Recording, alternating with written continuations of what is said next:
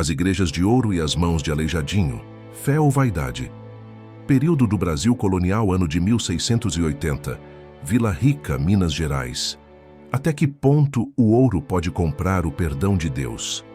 Quantas moedas são necessárias para pavimentar o caminho de um pecador até o paraíso? Eu me fiz essa pergunta 1000 vezes, olhando para as montanhas que havíamos eviscerado em nome da coroa e da cobiça. Nós arrancamos o coração dourado da terra e, com ele, manchamos nossas almas com a lama e o sangue que vieram junto. E para quê? Para um rei distante e invisível? Para a promessa de uma riqueza que sempre parecia escorrer por entre os dedos? Ou seria para algo mais? Seria para construir uma escada até os céus, feita não de virtude, mas do metal mais pesado e corrupto que o homem já conheceu? Eu achava que a febre do ouro se curava quando se deixava a mina. Estava enganado. Em Vila Rica, eu descobriria que a doença apenas mudava de forma, tornando-se mais grandiosa, mais delirante e, talvez, mais perversa. Deixar os garimpos foi como sair de uma guerra. O silêncio era a primeira coisa que se notava. Não o silêncio da paz, mas o silêncio da ausência. A ausência do barulho constante das picaretas contra a rocha, dos gritos dos capatazes, dos gemidos dos homens morrendo de febre ou exaustão. Vila Rica era um animal diferente. Suas ruas tortuosas, que subiam e desciam as encostas como serpentes de pedra, pulsavam com uma vida que era, ao mesmo tempo, mais civilizada e mais selvagem do que a da mina. O cheiro não era mais de terra úmida e morte, mas uma mistura sufocante de incenso, queimando nas igrejas, o odor de especiarias caras vindo das cozinhas dos ricos e o fedor onipresente do esgoto correndo em valas abertas. Minha alma, acostumada à brutalidade direta da mina, sentia-se perdida. Aqui a violência não vinha do chicote, mas do sussurro. A ruína não vinha de um desabamento, mas de uma assinatura num papel. E por toda parte, perfurando o céu como lanças de ambição, estavam as igrejas. Elas brotavam em cada colina, em cada praça. Eram um delírio. De longe pareciam sentinelas de fé. De perto, eram monumentos a uma insanidade coletiva. As irmandades, que deveriam ser congregações de oração e caridade, haviam se tornado facções rivais numa guerra santa pela vaidade. A Ordem Terceira de São Francisco, dos brancos mais ricos, não podia permitir que a Igreja de Nossa Senhora do Pilar, a preferida dos comerciantes e burocratas, tivesse mais ouro em seu altar. E ambas olhavam com desdém para as igrejas dos mulatos, como a de São Francisco de Paula, ou a dos negros como a de Santa Ifigênia, que com menos recursos lutavam para erguer paredes tão dignas quanto as outras, numa tentativa desesperada de comprar com pedra e argamassa o respeito que a cor de sua pele lhes negava. A cidade inteira parecia ter sido tomada por uma competição febril. Quem conseguiria gritar seu amor a Deus mais alto, usando o brilho do ouro como sua voz? Foi nesse cenário que ouvi o nome dele pela primeira vez, sussurrado como uma lenda. Aleijadinho. Eu estava parado em frente à fachada da igreja de São Francisco de Assis, uma visão que desafiava a lógica. A pedra-sabão se curvava e florescia em formas que não pareciam obra de mãos humanas. Anjos com rostos redondos e bochechudos flutuavam ao redor de um medalhão da Virgem Maria, cujas vestes pareciam ondular com uma brisa que só existia na pedra. Era um milagre. A arte era tão viva, tão cheia de movimento e emoção, que parecia respirar. Quem fez isto? Perguntei a um velho sentado nos degraus. Ele me olhou com olhos cansados. Um fantasma, disse ele. Um homem que a lepra comeu, mas cujo espírito se recusou a morrer. Dizem que não tem mais os dedos, que amarra o martelo e o cinzel em seus pulsos para poder torturar a pedra até que ela confesse a beleza que esconde. A história me assombrou. O maior artista destas terras não era um fidalgo português, mas um mulato, filho de uma escrava, um homem que o mundo via como impuro, um pária que a doença desfigurava a cada dia. E, no entanto, era das suas mãos apodrecidas que nascia a beleza mais pura e divina que eu já vira. Havia uma nova forma de arte nascendo ali, um estilo que não se parecia com o de Portugal. Era mais dramático, mais torturado, mais brasileiro. As colunas se retorciam, os santos tinham olhares de agonia e êxtase, a madeira explodia em cachos de uvas e folhas de parreira cobertas de ouro.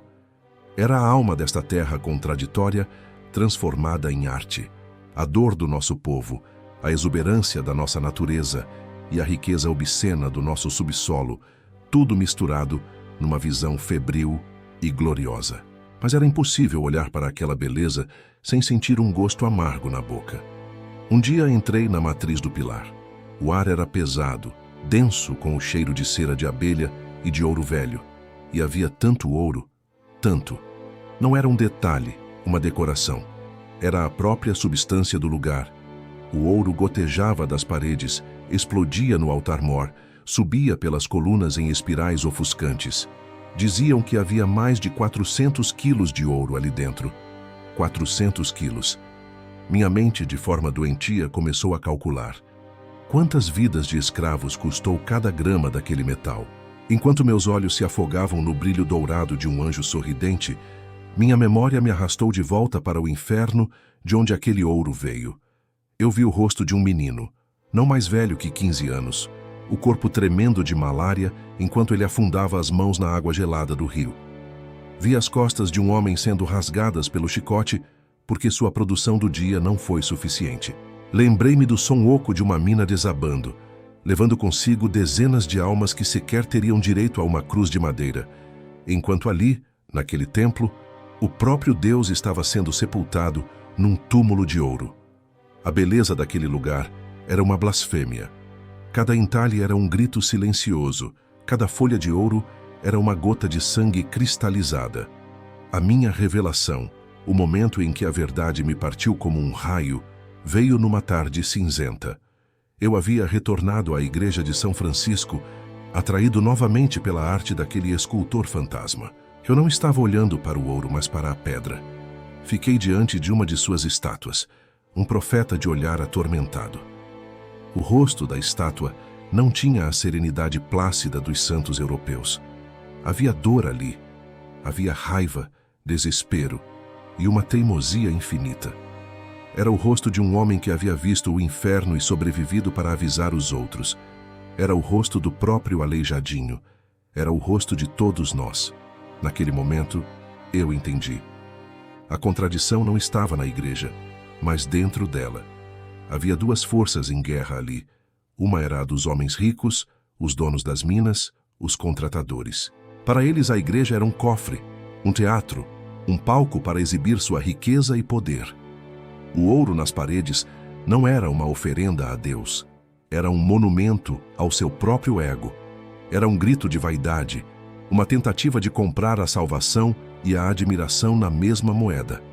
Mas a outra força era a de Aleijadinho. Seu trabalho não era sobre ouro, era sobre a pedra. Era sobre pegar a matéria mais bruta e, com as próprias mãos mutiladas, infundir nela toda a dor, toda a fé e toda a humanidade que a riqueza dos outros tentava apagar. A arte dele era a verdadeira prece. Era um protesto silencioso e desesperado. Enquanto os ricos cobriam as paredes com o fruto do sofrimento alheio, ele esculpia o próprio sofrimento na face dos santos. Eles construíram um palácio para a sua arrogância, mas ele, escondido à vista de todos, encheu aquele palácio com a alma torturada do povo. A igreja era uma mentira, uma linda e dourada mentira. Mas a arte dentro dela, a arte nascida da doença e da opressão, essa era a única e terrível verdade. Eu saí daquela igreja um homem diferente. Eu havia passado a vida toda pensando que o ouro era o prêmio, o objetivo final. Mas ali eu aprendi que o ouro era uma maldição que corrompia tudo o que tocava, até mesmo a fé. Ele transformava casas de oração em mercados de vaidade. A verdadeira riqueza não estava no metal que eles empilhavam nos altares, mas na resiliência do espírito humano que, mesmo em meio à miséria e à dor, era capaz de criar uma beleza que o ouro jamais poderia comprar ou ofuscar. Eles construíram templos para a própria vaidade, sem perceber que a verdadeira prece estava na agonia da pedra que eles cobriam de ouro.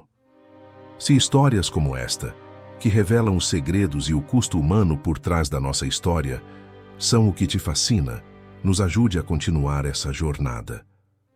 Deixe seu like para que este vídeo alcance mais pessoas, se inscreva no canal e ative o sino para não perder nenhum dos nossos próximos capítulos. E agora, eu quero saber de você.